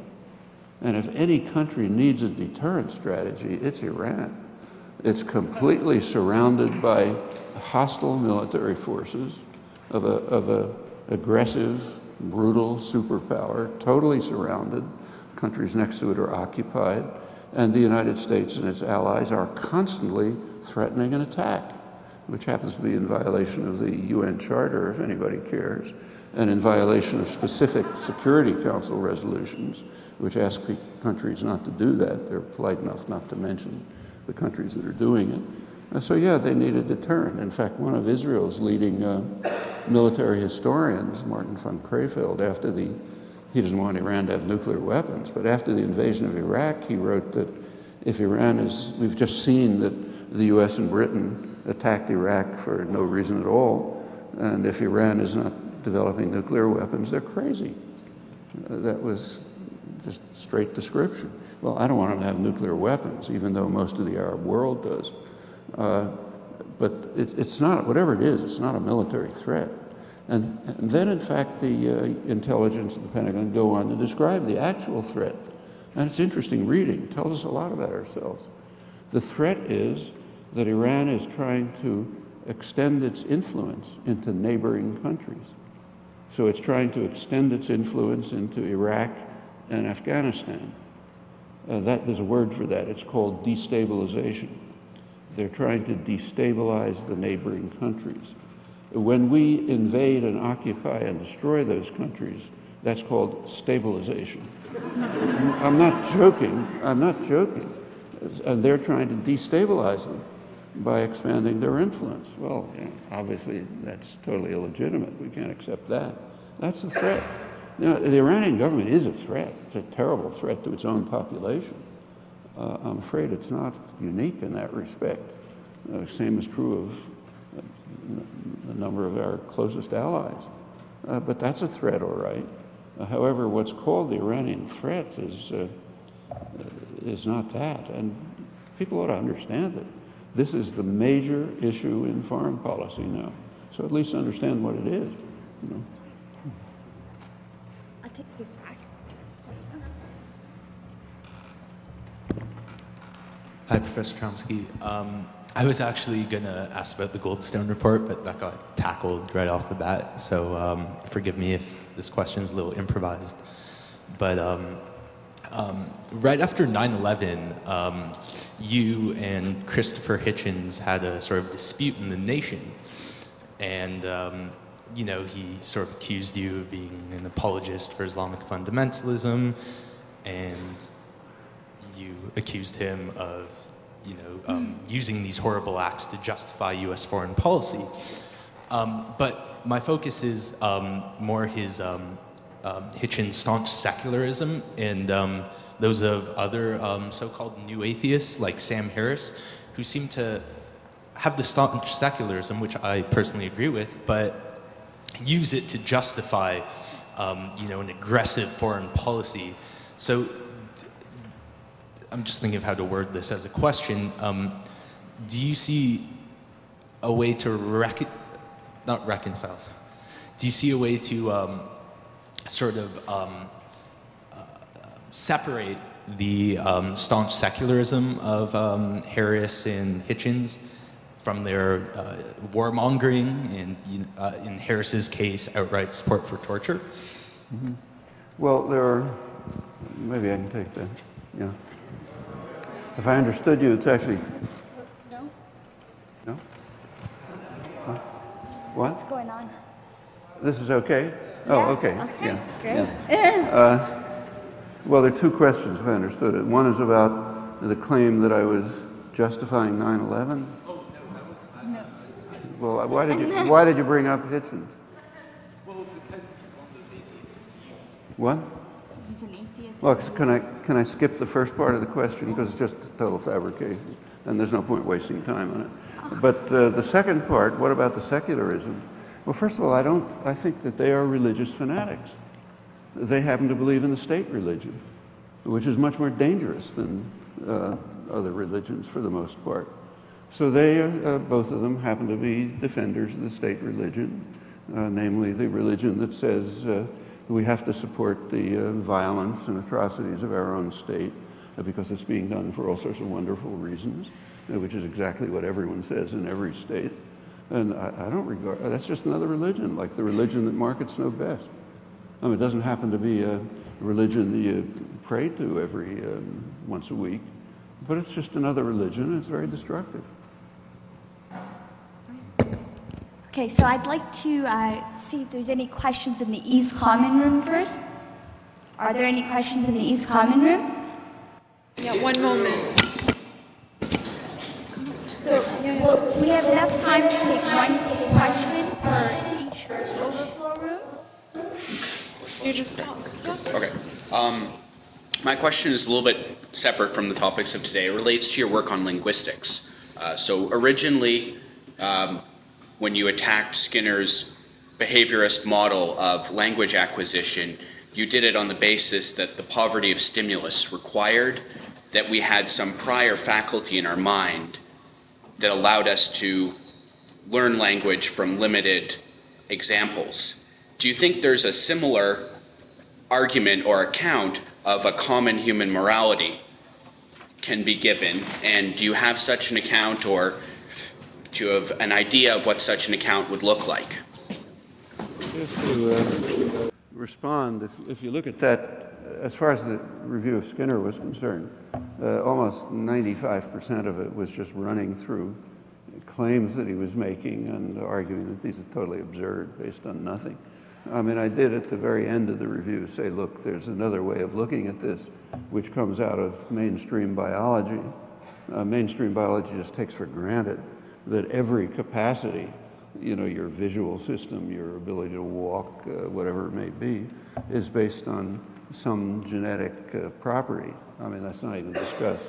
And that's, in linguistics, it happens to be called poverty of stimulus, but it's universal. What it means is that the kind of creature you are is not determined by the inputs. Like, you can't change a human embryo into a cat embryo by changing around the nutrition in the uterus. You know, it's going to become a human being. You know, that's because it's built that way. That's just a biological truism, and it's presumably no reason to doubt that it's also true of language. I think it is. What about morality? Well, I think it's the same thing. Actually, that was pointed out by David Hume. He is, you know, the leading empiricist, but there's a lot of confusion about what empiricism is. The empiricists, like Locke and Hume and others, contrary to illusions, they believed in innate structure. And the reason is they were not idiots. I mean, of course, everything that happens comes out of innate, in a large part, out of innate structure. Well, what about morality? Hume couldn't give much of a proof, but he said, he just made some observations, which are correct. He said, look, we're constantly making moral decisions in new situations, and they're pretty consistent, and other people pretty much comprehend them, and so on. Well, if we're doing that, it must be that we have some principles that are lying behind it. And the principles can't be picked up by induction. In fact, in his view, nothing can. It's all what he called animal instinct. It's coming from animal instinct. That's what's now called genetic endowment. So genetic endowment is determining our capacity to gain knowledge, understanding, develop moral principles, and so on and so forth. And I think that's I don't see how that can be false. Well, the next problem is to try to go on and find out what they are. Well, there's plenty of work on that. That's in fact a large part of the content of classical moral philosophy. And it's picked up again in modern work. For example, John Rawls's famous theory of justice, probably the most influential work in political science, political philosophy in the last century. That's what he does. In fact, he picks a linguistic model, if you look. He says our concept of justice, that part of morality, has to be just like our acquisition of language. And then he discusses parallels. And then he tries to show what the principles would be, kind of original condition type thing, what they would be. All right, you can say you got it right or you got it wrong, but that's the program. And I don't see what other program there could be. Now, there is more contemporary work, recent work, proceeding further with this. There's even empirical studies by now of children's moral judgment, comparative moral judgments in different societies, and some theoretical structure about what might lie behind them. Well, yeah, that's empirical inquiry into the nature of, into what our moral nature is. But that it must be there, I think, is pretty obvious, even from Hume's comments. Okay, great. So we'll take one question from the debates room. 1 second, please. Yeah. Hello, Mr. Chomsky. I'd just like to thank you, first of all, for coming and for answering more questions than Stephen Harper seems to be answering on his election cycle. I'd just like to ask, you've discussed a lot, the title of your talk today was the state-corporate complex. You've made your views pretty clear in the long term that you think that a libertarian socialist solution is a practical one for society. You've called it a natural extension of classical liberalism. In the short term, what do you see involving the usefulness of programs like campaign finance reform and things of that nature, simply for the short term?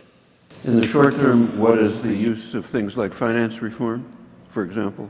That's right. Yeah.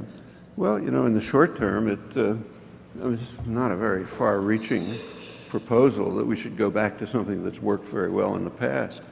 Finance regulation, say, of the New Deal type, was very successful. There were no financial crises. The financial crises are pretty devastating. Plenty of people suffer from them, and they're going to get worse. So yes, regulatory reform, the kind that, for example, Volcker was advocating. That's why he was thrown out, and others. Sure, they make perfectly good sense. I mean, there is a bill that came out of the Senate, the Dodd-Frank bill, which, if it were implemented, it would probably have some dampening effect on crises.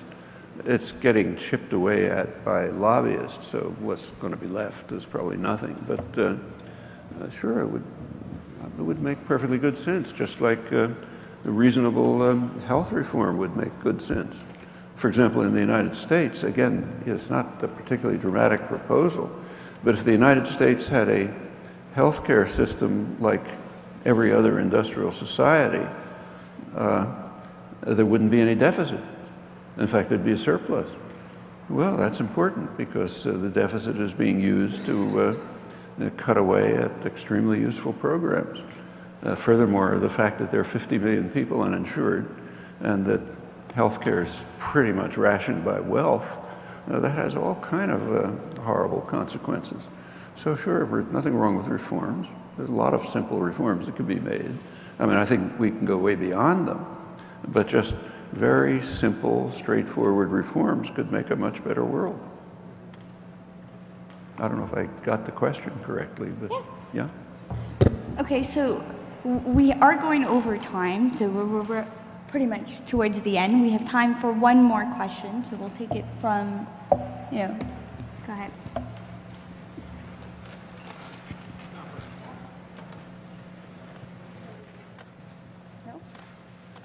Yeah, is that good? Mic check. Dr. Chomsky, it was always a little odd to me that you don't identify as a semiotician, and I was just wondering maybe if you could talk about the field of semiotics, what you see, if there's a future for that in academia, maybe what your experience is. You better too. He wants you to talk about the field of semiotics. Semiotics? Yeah. It's one of those, remember when Goering was supposedly asked what he thought about culture, he said he reaches for his revolver. But it's not quite that bad. But I don't know what it is. I mean, it's the general theory of everything symbolic and use of signs. I think that's too broad to be a real field. But there are particular aspects of it that are interesting, like linguistics, or like animal communication, or like the visual arts and so on. Whether there's anything unifying to say about those, well, if there is, fine, be in favor of it. But a lot of the work that's being done, at least in my judgment, looks pretty shallow, and but draw your own conclusions. Yeah. Okay. Well, thank you so much. It's a pleasure to see you again, yeah. and thank you for what you brought us this afternoon.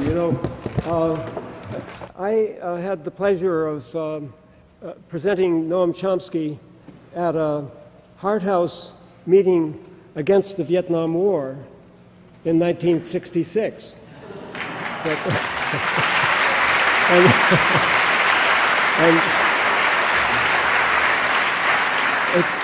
It's really nice to see him still rolling along, eh? Hart House has contributed a huge amount to the possibility of this meeting. Many of the volunteers and the central organization, and I want to point out another aspect of history, that Hart House is represented here by Louise Cowan, the warden, by Linda McQuaig. Did you know that she was an undergraduate debater in the Hart House Debates Committee? And by Semra Sevi, who pulled all of this together, who did a lot of the chairing here this afternoon, all of whom would have been forbidden prior to 1970, because under the bequest, it was an all-male institution. And I think we didn't plan it this way, but it's a happy coincidence that three women are the face of Hart House this afternoon. And I also want to thank all the others who helped us out. Bev Stoll in Massachusetts, planning Noam's trip, and our many volunteers, and the two organizations, Science for Peace, of which I'm a representative, and Near East Cultural and Educational Foundation, of which I'm also a member. And our material is outside. I urge you to take a look at it, not only because we were good hosts, which I hope we were, but because, as Professor Chomsky reminds us, of the challenges and opportunities of the present, which our masters in corporations and government refuse to face or to tell the truth about. We must take their place. We must find the truth and act on it. And I invite you all to come forward with us in this.